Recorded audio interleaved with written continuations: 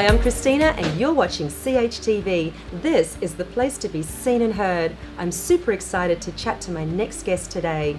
An international modern artist who is absolutely passionate about her art, super dynamic and totally inspiring. TRACEY Eaton truly understands the power of art and colour. But it was not always like this. She had to battle with limiting self-beliefs about her potential, and today she is a testimony of what is possible if you believe in yourself and just do what you love. TRACEY will inspire us today with using art as a catalyst for change in our lives.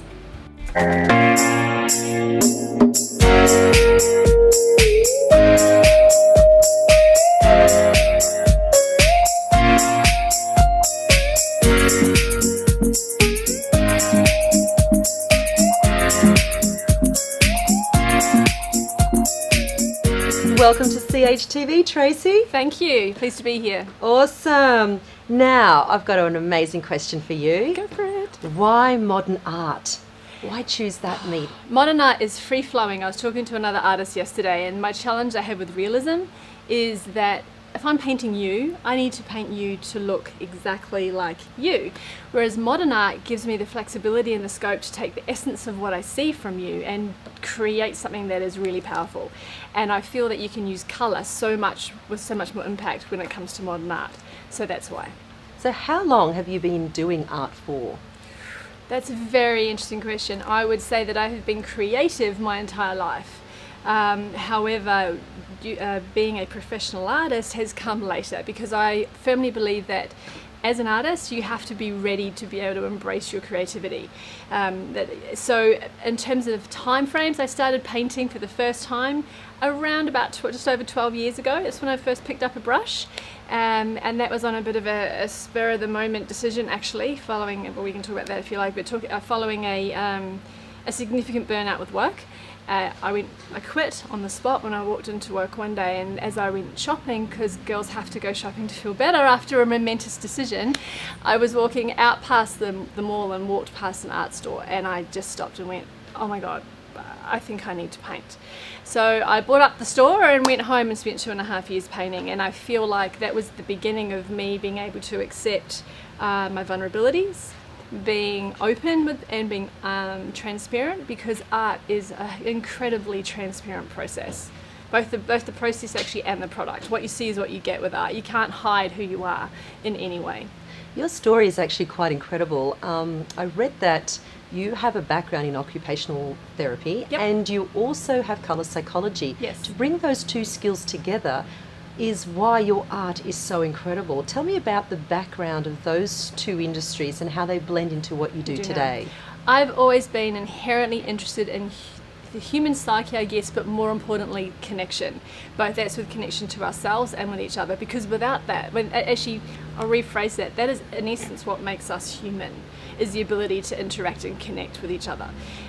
So occupational therapy for me was a way to help people to re-engage and understand the challenges they were having and potentially help them through some of those things. And being a creative person, as I said before, the first thing I thought about using was art therapy. So whether it be when I was in pediatrics or working in forensic psych, I used art and colour as a way of helping to relax people, get people engaged in illicit conversation, and it softens the pathway for them to be able to actually let go and start talking and opening up. So that was the first thing. So occupational therapy was the beginning of me exploring that and helping people, and then of course I became inherently interested in colour.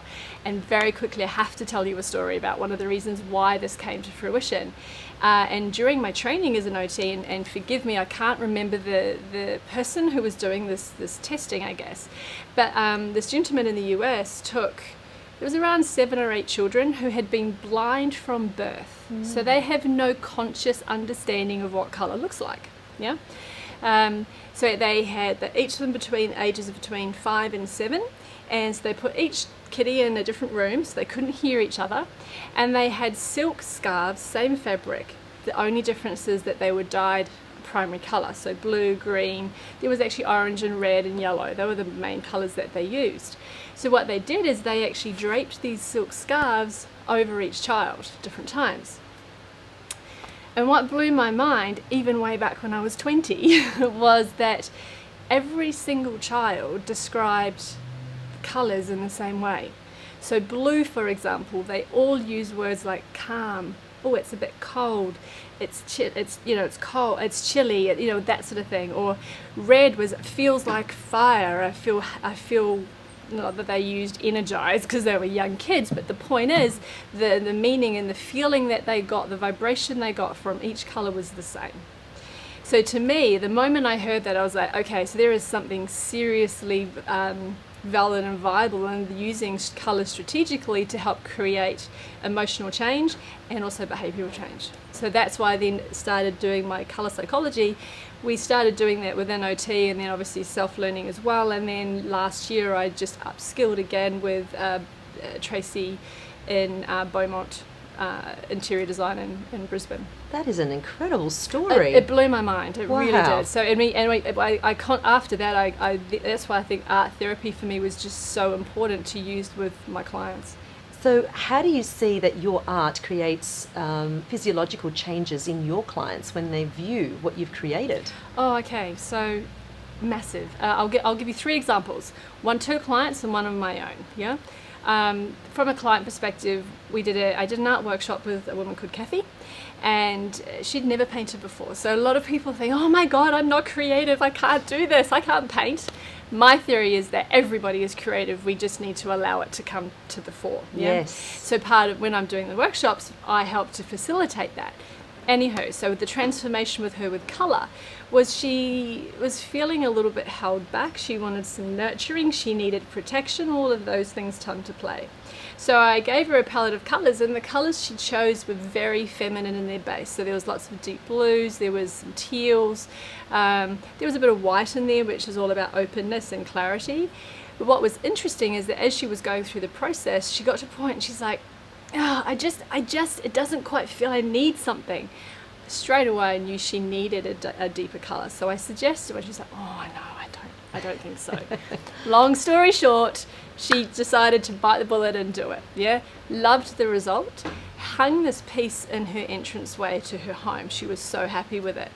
She came up to me at a business meeting about probably 6 months after that event, and she came up and gave me a big hug, and she's like, oh my God, I just want to thank you. You have no idea how much of a profound impact that process and that painting has made on me.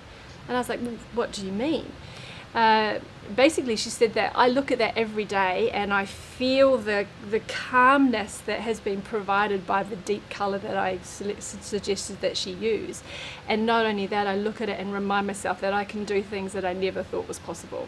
Wow. And I was like, oh my God, that's amazing. Because if the whole reason I do what I do is to help inspire change. And in that, I absolutely know that I've done that with her. So that's one story. Another story is that there was a couple that had moved down from Brisbane, moved down last year to Gold Coast, and in their new apartment, they wanted this massive statement piece. During the consultation process that I had with them, we talked about what energy they wanted to create and how they wanted it to feel. They talked about it wanting to be quite calm, but a little bit happy as well, but they didn't really want bright colours. Okay, so I asked them to send me a whole lot of imagery about the different things that they liked, and I just was giggling my head off because every piece that they sent through was completely different bar one thing. They all had the same colour tones and they were all very, very bright. Wow. So I sat them down and went, okay. Long story short, what they were really looking for is a way to remind themselves of the beginning of their new journey. So we created this very large piece. It was just under 3 meters by 1.5 or 1.8 meters, so quite large. And I used 15 different colors in there, all different colors of the rainbow spectrum, and all very, very strong and bold. So the first thing you see now when you walk from the elevator into their apartment is this incredibly strong, energetic piece. It's optimistic, it's happy, it's cheerful. They called it, I like my clients to name their own piece when I paint for them, Endless Summer, because to them it was, as I said, it was the beginning of their new journey. Yeah, so every morning she gets up, she walks past her piece and is like, oh my God, and it brings a smile to her face. It energizes her. So that's another way that people can be, their behaviors and their emotions can be adjusted by the use of color. Now, I mentioned one other story I was going to share, and that was my own. Now, I was creating a piece specifically for a charity auction last year. I normally do a few of them a year, and this was for people, for survivors of domestic violence. So to me, it was all about being able to stand strong, identify your self-worth, know that you are worthy actually, and being able to move on to the next phase. So the colors that I chose were very specific. They were pink, magentas, purples. There was a little bit of blue and green and white and silver, because it was all about self-love, universal love for moving forward. Now, unbeknownst to me, I should have thought about it, I know better. I've always had a problem with pink. But throughout my entire life, hated pink. And when I look back when I first started painting, I never used any pink tones whatsoever. But of course, it wasn't even in my consciousness. It was all about making the right piece for this auction. I started painting this piece, and within a couple of days I was becoming increasingly more agitated, very upset, very just like, oh my God, I can't handle this, and I didn't know what was going on. By day 3, I literally was crying when I was painting this, and I can't handle this, and I threw my brush down, turned around, put a blank canvas on a table, and I poured yellow and green in the most hideous painting ever. Like, it doesn't even exist anymore. It was horrible. But the point was, I needed the happiness and the lighter energy. Now, long story short, when I actually sat back and went, what the hang is going on here? Because this, as an artist, you are immersed in color every day, and every single color tone is what you use. And when I sat back, I realized that the reason that I didn't like pink was because I had very little self-respect, very little self-worth, and the things that I was actually wanting to give to the very ladies who this was being auctioned for was the one thing that I didn't have. So when I consciously realized that, that was when I was able to get back to that piece, finish the painting, and I can proudly say now that I love pink. Wow. I have no problem with pink. In fact, after that I went through a phase, pink lipstick, pink nail polish. It was so color is something that is so heavily underestimated in terms of the impact that it can have on our world. And that's why I paint the way that I paint. I always say that a painting's not just a pretty picture on a wall. A painting is the ability for you to shape your life, shape your world and your environment.